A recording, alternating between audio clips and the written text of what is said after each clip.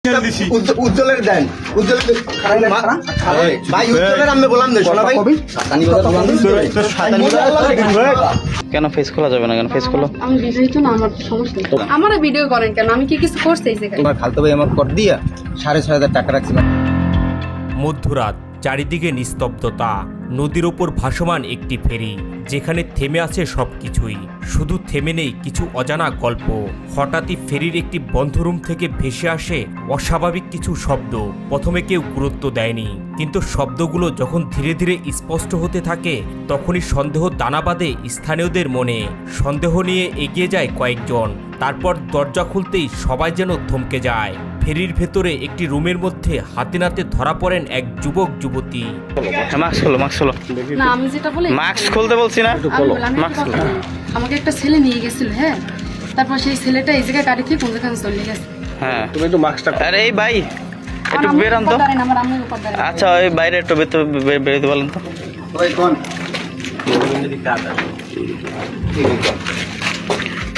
ওই ভাই, আপনি কি এখানে ফেরি স্টপ? আমি মোর চেনেন না, আপনি গাড়ি ফেরি চালান না? আমি মোর চেনেন না, মোর দেন ইসরাফিল বেল মোর দেন না কোনো সময়। ইসরাফিল বেরি হ্যাঁ, খান না না, ভিতরে থাকেন না, ভিতরে থাকেন না, আপনি ভিতরে যান। আমারও ভিডিও করেন কেন? আমি কি কিছু করছি এই জায়গায়? না না, এখানে এত রাত্রে আমি এই যে ফেরির ভিতরে অন্ধকার রুমে কি করো? না না, আমি তো ওই জায়গায় ছিলাম। আমাকে ওই ছেলেটা তুমি নিয়ে গেছে। ওই ছেলে এ জায়গায় তুমি ওই ছেলের সাথে কি করো? এই ছেলে তো এই জায়গায় শোয়া দেখে ভাই আমি। পরিস্থিতি যখন পুরোপুরি উত্তপ্ত, স্থানীয়রা ঘিরে ধরে তাদের। এই সময় তরুণীর মুখে ছিল একটি মাস্ক খুলতে বলা হলে তিনি কাপা কণ্ঠে বলেন সে বিবাহিত, তার স্বামী একটি হাসপাতালের ম্যানেজার। মাস্ক খুললে তার সমস্যা হবে। তোমার দেখে নাই? তোমার ফেসটি একটু খোলো। না, ফেস খোলা যাবে না। কেন ফেস খোলা যাবে না? কেন ফেস খোলো? আমি বিবাহিত না, আমার তো সমস্যা নেই। তোমার বিবাহিত? তুমি বিবাহিত? কোন জায়গায় তোমার শ্বশুর বাড়ি কোথায়? চান্দখালি। তোমার জামাই কি করে? আমার জামাই হসপিটালে ম্যানেজার। তোমার নাম কি? আমার নাম বৃষ্টি। তোমার আব্বুর নাম কি? আমার আব্বুর নাম ভাই ডিসকভার গাড়ি কার? তোমার তোমার তোমার আব্বুর নাম কি? আমার আব্বুর নাম হলো হ্যাঁ, তোমার গ্রাম কোনটা? আমার গ্রাম চলছে। তোমার সাথে মোবাইল আছে? তোমার আম্মুর নাম্বারটা দাও না। নাম্বারটা একটু দাও তো। নাম্বার দুটো তো। হ্যাঁ নাম্বার উঠাইতেছি। তোমার হাজবেন্ডের নাম্বারটা দাও। 01 হ্যাঁ, আমার হাজবেন্ডের নাম্বার আগে 07 7 না, তোমার আম্মুর নাম্বারটা আগে দাও। হাজবেন্ডেরটা পরে বলেন, তোমার আম্মুর নাম্বারটা দাও।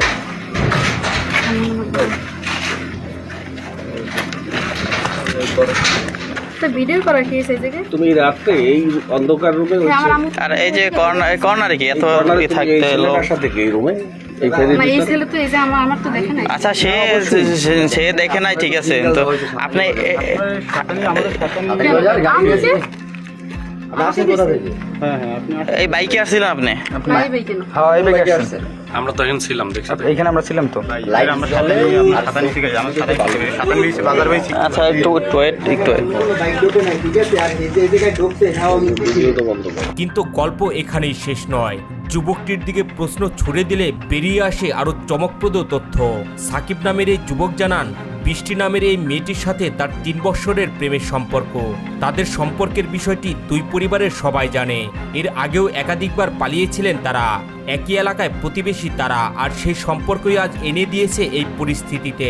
3 বছর ধরে সম্পর্ক, এর ফ্যামিলিগত সবাই জানে, ঠিক আছে। এই মেয়ে আমার সঙ্গে আরো একবার গেছিল, যাওয়ার পরে আবার তারা নিয়ে আনার পরে তোমার নাম কি? আমার নাম শাকিব। তোমার বাড়ি কোন জায়গায়? বাড়ি এসে বেলিবেলি। তোমার আব্বার নাম কি? আব্দুল রহিম।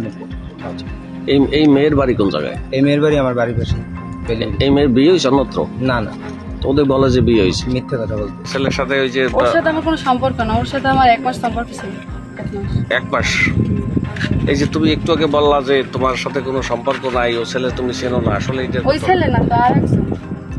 এই ছেলে তো বললো যে তোমার নিয়ে আইসে, তোমার এক জায়গা নিয়ে সাতানি নিয়ে গেছিল তার খালাতো ভাইয়ের বাসায়, সেখান থেকে কট দিয়ে রাখিয়ে দিয়েছে, আন্ত এনে নিয়ে আইসে, মানে ও বয়তে তখন বলে নাই। তুমি তোমার কথার সাথে তোর সাথে কোনো মিল নেই। তুমি মিথ্যা কথা কেন বলো? তুমি মিথ্যে কেন বললা? তুমি আবার আবার অস্বীকার করো কেন? আবার ও মিথ্যা বলি নাই। আর ওর সাথে কি কোনো বিয়ে আর কোনো কথা আছে? না আমার বিয়ে তো হয়ে গেছে, ও হয় না। তোমার বিয়ে হয় নাই, ওই ছেলে তোমারে নিয়ে গেছে, ওই ছেলে এইমাত্র বললো। এখন তোমার ওই ছেলে কইছে নগলকে বিয়ে ঠিক হইছে? হ্যাঁ? বিয়ে হয়েছে তা ওই ছেলের লাগে বিয়ে হয়েছে তোর? ওই ছেলের সাথে না। এই ছেলের সাথে তুমি গেছো কেন? ভাই একটু মানুষজন পাতলা না, এটা টুনিয়ে নিয়ে যেতে পারেন মোড়ে। ওই ছেলের সাথে গেছো কেন? ক্যামেরা বন্ধ করে আমি বলতে আসছি আপনাকে।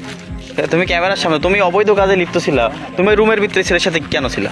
আসো অবৈধ কাজ করি না। তুমি রুমের ভিতরে ছিলা। এখন ক্যামেরা বন্ধ করো। তবে সবচেয়ে অবাক করা অংশটি এখনো বাকি।